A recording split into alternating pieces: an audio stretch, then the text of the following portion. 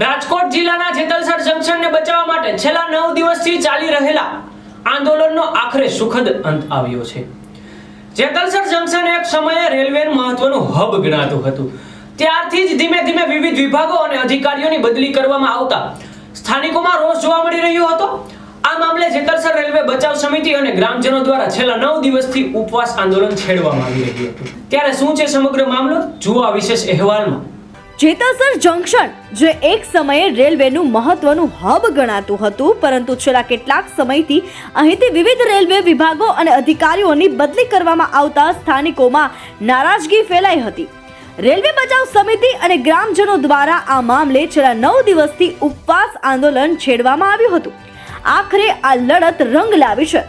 સ્થાનિક ધારાસભ્ય જયેશ રાદડિયા અને કેન્દ્રીય મંત્રી મનસુખ માંડવિયાની મધ્યસ્થી બાદ દિલ્હી ખાતે રેલવે મંત્રી અશ્વિની વૈષ્ણવ સાથે મહત્વની બેઠક યોજાઈ હતી। આ બેઠક બાદ જેતલસર જંકશનને હવે અમૃત સ્ટેશન તરીકે વિકસાવવાની જાહેરાત કરવામાં આવી છે।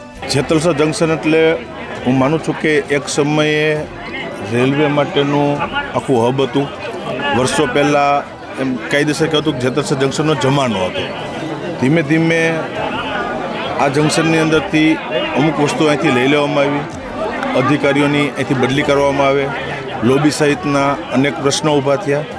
ત્યારે લગભગ મહિના દિવસ પહેલાં આની રજૂઆતો થઈ અને છેલ્લા 9 દિવસથી જેતલસર જંકશન રેલવે બચાવો સમિતિ, જંકશનના તમામ આગેવાનો અને ગામ લોકો મળી અને ઉપવાસ ઉપર આ માગણીઓને લઈને બેઠા કે જંકશનની અમારી એટલી આ રજૂઆત છે, માગણીઓ છે અને જેતલસર જંકશનને બચાવવા માટેની એટલું એમાં રેલવે તંત્ર ધ્યાન આપે। સાથે ઉપવાસ ઉપરને 8 દિવસના ઉપવાસ બાદ મેં પણ આ છાવણીની મુલાકાત લીધી હતી।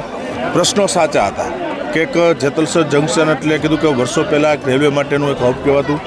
એ બાબતે ધ્યાન લઈ અને આપણા સાંસદ કેન્દ્રીય મંત્રી ડૉક્ટર મનસુખભાઈ માંડવિયા સાથે મારે ટેલિફોનિક ચર્ચા થઈ। મેં કીધું સાહેબ આ રીતના પ્રશ્નો છે અને જંકશનની મેં રૂબરૂ મુલાકાત લીધી છે અને આ પ્રશ્નો માટેનું માન્ય રેલવે મંત્રી સાથે આપણે મિટિંગ કરીને નિરાકરણ આનું કરવું જોઈએ। મનસુખભાઈને પણ વાતને ખ્યાલ હતી અને કીધું કે 2 દિવસની અંદર, કારણ કે લોકસભાનું બજેટ સત્ર રજૂ થવાનું હતું, બજેટ સત્રના બીજા દિવસે મનસુખભાઈ ત્યાં બોલાવ્યા। અહીંથી જેતલસર જંકશનથી દિનેશભાઈ ભુવા અને અહીંથી 5-6 ગામના આગેવાનો કાર્યકર્તાઓ ત્યાં દિલ્હી ગયા। રેલવે મંત્રી અશ્વિની વૈષ્ણવજી સાથે અડધી કલાકની મિટિંગ થઈ અને જે મુશ્કેલી, જે પ્રશ્નો હતા એમની વિગતો થઈ અને રેલવે મંત્રીજીએ પણ એને રેલવે બોર્ડને જાણ કરી, ડીઆરએમને જાણ કરી અને ખાતે પછી એક પ્રશ્નનું નિરાકરણ, એ નિરાકરણની સાથે વિશેષ કે જેતલસર જંકશન માટે શું કરી શકે એ પણ રેલવે મંત્રીજી અશ્વિની વૈષ્ણવજીએ મનસુખભાઈના મારફત આખું ધ્યાન આપ્યું છે। એટલે માનું છું કે એ પ્રશ્નોનો તો અંત આવ્યો છે, સાથે નવું પણ ડેવલપિંગ જેતલસર જંકશન માટે આવનારા દિવસોમાં થશેનો વિશ્વાસ છે અને આ તકે કેન્દ્રીય રેલવે મંત્રી અશ્વિની વૈષ્ણવજીનો આભાર વ્યક્ત કરું છું અને પોરબંદરના સાંસદ અને કેન્દ્રીય મંત્રી મનસુખભાઈ માંડવિયાનો પણ વિશેષ આભાર વ્યક્ત કરું છું કે એમના માર્ગદર્શન થકી આ પ્રશ્નનું નિરાકરણ થયું। શ્રમ અને રોજગાર મંત્રાલય દ્વારા અહીં 100 બેડની હોસ્પિટલ અને રમતગમતનું મેદાન પણ બનાવવામાં આવશે। જેતલસરની રોનક પાછી ફરવાની આશા સાથે આંદોલનકારીઓએ પોતાના ઉપવાસ સમેટી લીધા છે। અમને એકદમ બહુ જ ખુશી છે। અમારા ગામના બધા આજે ભેગા થયા છે, એ બધા જો તમે જોઈ જ શકો છો કે કેટલા આનંદમય છે। અમારી જે ઘણા ટાઈમથી અમારી જેતલસર ઉપર ડિપાર્ટમેન્ટ કાઢી જતા હતા।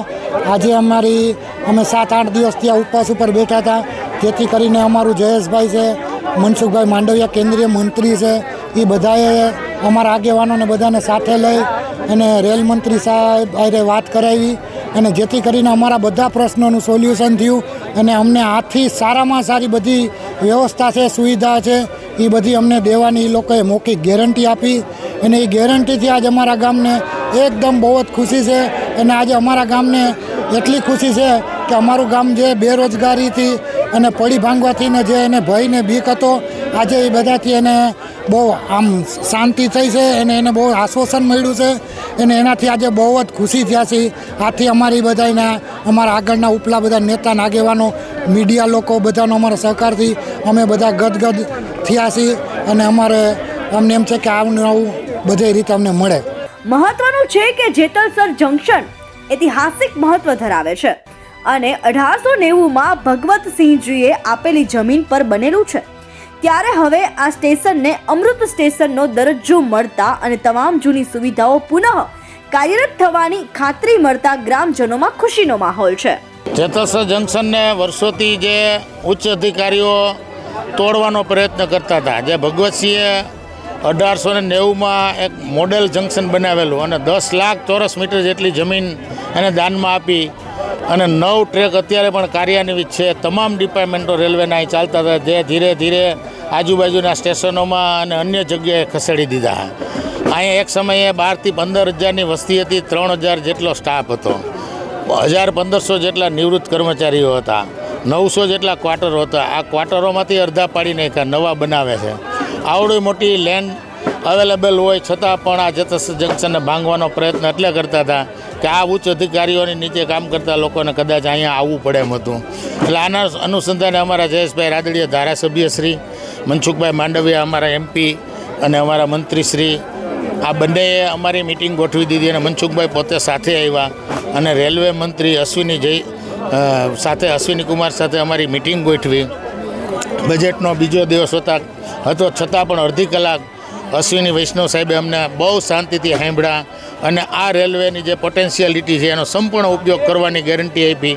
અમારી વચગાળાની માગણી લોકો લોબી, ડિઝાસ્ટર મેનેજમેન્ટ, અન્ય ટ્રેકો ઉપર બીજી અન્ય સુવિધાઓ જે વહી ગઈ છે તાત્કાલિક પાછી દેવી, જેતપુરને પેરેલલ બંને રોડ દેવા, આ બધી જ માંગણીઓ જે 6 માંગણીઓ હતી એ સંતોષવા માટે અને તાત્કાલિક ચેરમેન રેલવે બોર્ડને પણ ફોન કર્યા, DRMને પણ ફોન કર્યો અને અન્ય લગત અધિકારીઓને પણ અમારી હાજરીમાં જ આ સૂચનાઓ આપી છે કે ઝડપથી આ લોકો લોબી અને અન્ય જે લોબીઓ ખસેડવામાં એ પાછી આપવામાં આવે જેતલસર જંકશનને અને જેતલસર જંકશનને અમૃત સ્ટેશન તરીકે વિકસાવવાની પણ એને બાંયધરી દીધી કે આ જેતલસર જંકશનને હું અમૃત સ્ટેશન તરીકે ડેવલપ કરી રહ્યો છું અને અહીંનું રમતગમતનું મેદાન આ માટે પણ અમને મનસુખભાઈ માંડવિયાએ એમ કીધું કે હું ડેવલપ કરી દઉં છું અને આવડી મોટી જમીન હોય તો 100 બેડની શ્રમ રોજગાર મંત્રાલય દ્વારા એક હોસ્પિટલ પણ અહીં બનાવી દઉં છું.